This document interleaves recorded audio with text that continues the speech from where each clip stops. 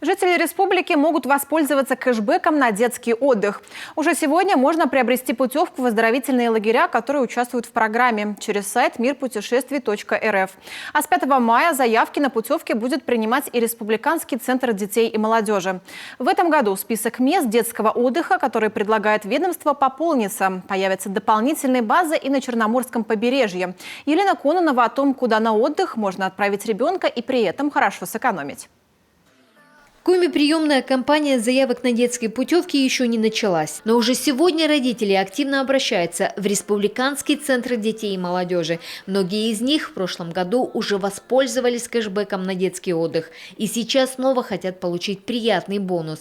Из республиканских лагерей в программе кэшбэка участвуют наша Гренада и Мечта, а еще Черноморская Зорька в Анапе. Но скоро к ним присоединятся еще 2-3 лагеря, которые также находятся на побережье Черного моря.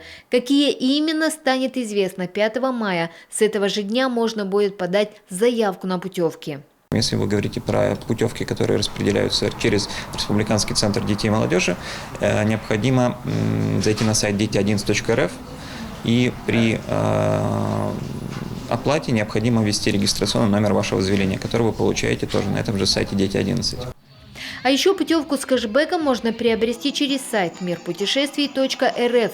Там есть полный список лагерей, которые участвуют в программе. В прошлом году старшему сыну Ирины Миковой пришло приглашение на тематическую смену в кировский лагерь Вишкиль. Путевку приобретали самостоятельно. Тогда Ирина выяснила, что может воспользоваться не только кэшбэком, но и получить компенсацию от республики. Сумма получилась очень приятной.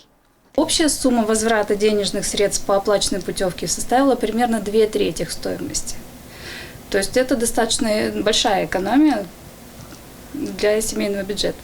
Путевка с кэшбэком, а он достигает 50% от стоимости, можно приобрести с 1 апреля и по 31 августа. Кстати, в 2021 этой компенсацией воспользовались 2299 родителей. В этом году уже очевидно, участников будет еще больше. Елена Кононова, Олег Костромин, телеканал Юрган.